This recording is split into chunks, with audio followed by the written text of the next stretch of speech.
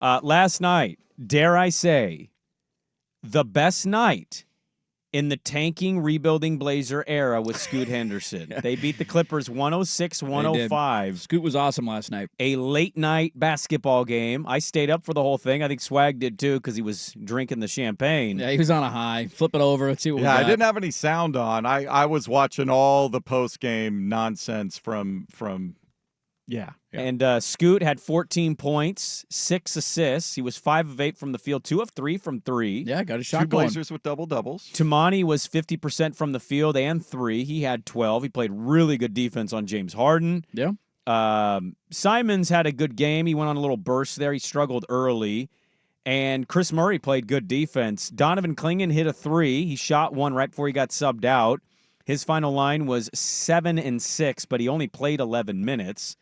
And they win. They're 2-3 now on the year. Yay! And I think what people saw, as you mock it, I think what people saw is the idea and blueprint of a potential Blazer team that could be looking to pop, hopefully in 2 to 3 years. All of those things are positives, man. You didn't even mention Ryan Rupert, who I thought was really big in moments of that game coming off the bench. Yeah, he played in the fourth quarter. He did. We got a couple of big stops, knocked down a couple of shots. There not a lot of negatives to point to last night outside of the outcome of the game. Which is, does it matter this early? Yes, it does. They all matter, man. Like, we do this every year. We have 2 wins. We do this every year. We Okay, get excited about a little 3-game winning streak. This is so fun. I love watching wins. And then you look up at the end of the season, and you're one ping pong ball short of getting Victor Wembanyama. I think most people dirt on that. I think what most people would tell you that watch all these games and they'll follow no matter what, and they're loyal to the soil. I think what they tell you, if they're being honest, is they just want to see this performance, and then, lose most of the time. It's like the picture perfect thing that could happen for the team. Yeah.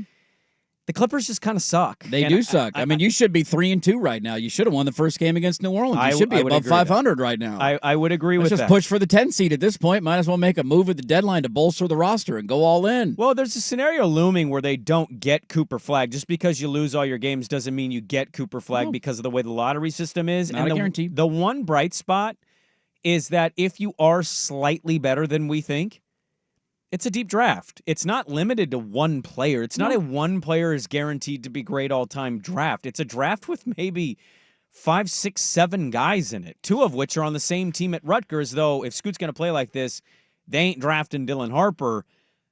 I'm not saying they're going to win 30 games. I'm not saying they're going to win 28 games. In fact, I wouldn't be shocked if they only win 18 more the rest of the year.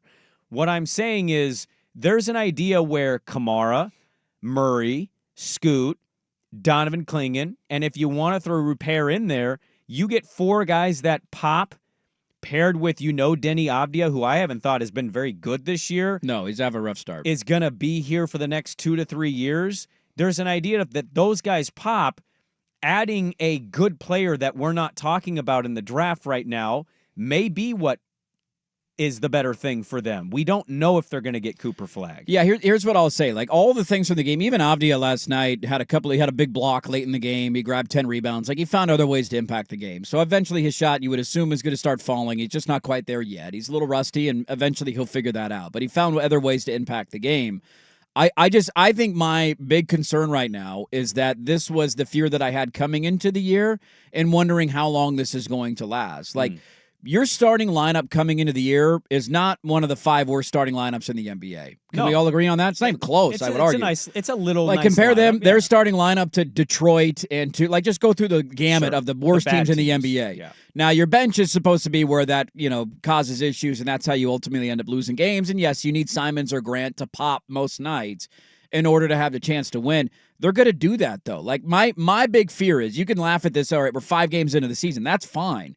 How long does this continue? What is the record and what is the number that they get to before you say, wait, I thought the whole point of this season and this process was to tank and get a top 3 draft pick? Now, there's no guarantee, again, that you're going to get that. Well, they're going to lose tomorrow because Oklahoma City's playing them. That's fine. Okay. And now they'd be, what, 2-4? You'd be 2-4 at that point. They're not beating Phoenix at Phoenix. Are we sure about that?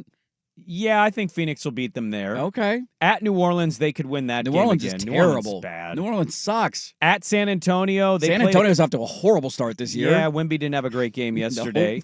They'll lose at Minnesota. Okay, I love it. All these are They guarantees. played the Timberwolves 3 times in a week. Yeah, That's they a do. weird schedule. They're at Minnesota, Memphis, Minnesota back-to-back at home. I just look. My frustration is that coming into the year, what I wanted was to hand the reins over. Like I think Scoot Henderson has played good enough early in the season where there's this narrative out there that he's not he's ready. He's playing good basketball. Give him the looks reins, the man. part right now, man. Let him He's play playing 40 minutes a confidently. night. Why is he playing 24 minutes a night while an older point guard is standing in his way in the starting lineup? That was my only frustration coming into the year. You want to point to individual stat lines or individual performances from last night. All of that is fine. All of that is great. They're all positives, and I love to see every single one of them. Yeah. The ultimate point of this year is to tank and get a top 3 draft pick. Yes. And so when you have these games where you're close and then you end up winning them, there is a bit of a bummer at the end of it for me because I know what the ultimate goal of the season is, and we can laugh about it, but it might end up coming down to a 1-game difference. Like, is Detroit going to win 15 games this year? I Is don't Utah know, gonna win but 15 games this year? Detroit has had the worst record in the league in back-to-back years. They haven't secured a top 3 pick. That's fine. I still want the best odds in the lottery. Okay, and look, I certainly understand and would acknowledge. I'm with you here. I want a good player in the draft too, but I'm also asking you, how important is the growth of the others? Like, we want Cooper Flag, right? We all basically are saying that capture the flag, and maybe Ace Bailey will be another guy that we're like foaming at the mouth for. How important, with what you're bringing up, how important is growth and development of the current young players on the roster to you? It's massively important, and that's why last okay. night was great to see with a loss. But you can't be. I mean, how do you tell a Scoot Henderson go out there and now lose? It's not about telling them to go tank the game. It's the frustration that I have is with the construction of the roster coming into the season, and that your starting lineup is not good enough to end up with a top 3 pick. And eventually, I hope you trade guys. But isn't this? Couldn't you make an argument that this, even though I hear what you're saying, this is with those veterans in a way, because the last 2 games, look, it hasn't all gone their way. They're 2-3, and I'm not trying to get over my skis. I don't think you're getting over your skis here. I think what I'm saying, though, is with those veterans and what we've seen, couldn't you make an argument this is helping them develop the right way? Yeah, I don't see a big difference if Scoot Henderson's playing 12 more minutes a night in the starting lineup. I just don't. I think he's showing you that he is taking a step. He's playing great basketball early in the season, sans the opening night of the game, and I want to see what he can do with the reins in his hands running an offense for an entire season. I'm watching Scoot play, and I'm thinking the entire time that he's in, give him the ball, let him go up. Yes, let him get Anthony Simons up. out of there. I know who Anthony Simons is. This is my whole frustration for the year. All of these little individual storylines are great, but as long as this is your starting lineup, you're going to have a puncher's chance in a handful of games. Yeah. And we can laugh at that, and some Blazer fans will celebrate that because we're never going to learn our lesson. We will never learn our lesson of you got to take your medicine in the short term. The people who are advocating for a tank and then celebrating wins are the funniest fans to me. The ultimate goal in a tank is to lose games and end up with a top pick. Like, maybe I'm. But if they're bottom 5, is that a problem to you? Like, if they're not in the bottom 3 for the odds of number 1, I'd are you prefer gonna in be a bothered by that? generational draft like this. Yeah, I want the share of the best odds to get Cooper Flag, and nothing is a guarantee. I totally understand that. You might end up with a 9th overall pick in the draft. Hawks were number 1, and I get it. There's worst not a odds. guarantee, Yeah. but odds are odds, numbers are numbers, and I want a higher number than anybody else. Scoot looks good. He looks awesome. He's Now let starting him to look play the part. 35, 40 minutes a night and be the starting point guard of this team. I don't disagree with you there. I think that's very fair. I'm curious. He's playing 24 minutes a night, man. Is that what he's averaging on the year? I mean, it might be a little bit higher than that. He played 24 minutes last night. I want to see Shaden with it. I do too. That's the Watching backcourt. Scoot, how did you With feel? Kamari at the 3 and Klingon at 5. That's the team that I want to watch play this year. How about that little lob to Klingon? I think Yes. it was in the 3rd or 4th quarter. He just threw it over his head. Donovan just came and just yammed it Klingon down. had an offensive rebound where he caught it, didn't bring the ball, and just went back up dunked with and it, didn't even have to jump. Remember all the He's- times Nurk used to grab a board and bring the ball down to his waist and then it would get stripped? He's averaging 27 minutes a night so far this season. Scoot is? Scoot is. Yeah, because 27 Donovan's minutes still a at night. like the 13-minute a night. He played 11 Yes, last night. 11 minutes last night. Yeah. I would All like of the to things see- were awesome to see. Every single one of those things is awesome, and you should be thrilled about those as a Blazer fan. So no, I'm not pooping over everything that happened last night. It just feels like I'm just remembering the mission. I'm remembering the big picture, which you have to do throughout the course of an 82-game season. Would you at least acknowledge this, and then we'll get off the Blazers. I know not everybody's paying attention to the Blazers. I get it. Would you at least acknowledge that early returns, and albeit 5 games, so it's way too early for this, but this is all we can react to.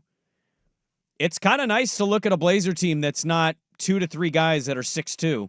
Very nice to have length and athleticism in the rotation. It's, that's underrated to me. And a center who plays, I know Aiton's having an okay year. That's fine. I'm already ready to move on from him, too. I want Kling Kong all night, every night. Me too. And watching a guy who's a 7-foot-plus guy. He plays nasty. Play as a 7-foot-plus guy is awesome to see. Donovan Clingan is a nasty boy. I salivate every time that guy's on the floor. Yes. We have not had a big like that in a very long time. He certainly makes a feel a way that I haven't felt. Man, I'm trying to honestly go back because I never felt this way about Nurkic. Never. Nurk Fever was fun. You didn't feel this way about Prisbilla. Drew Eubanks was a great local story, But you didn't feel he this was way. 6'9". 6'9". Yeah. Dudley? Davis? Ratliff?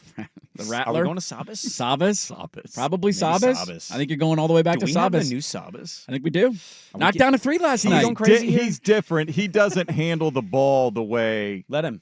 Arvidas Let does. him handle the rock. Let him run the Dirt offense. wants to lose more yes, games. let him handle run the rock. let him run the pick and rolls. He shot a 3. He knew he was getting subbed There you down. He's go. like, you know what? Screw you. I'm shooting this. I'm only playing 11 minutes a night. I'm going to start taking more shots, Brained it. man. Oh, that was fun last night. I hate the Clippers. So also, I don't care if they win that game. They'll lose. Okay. They'll lose. Find Okay. the joy.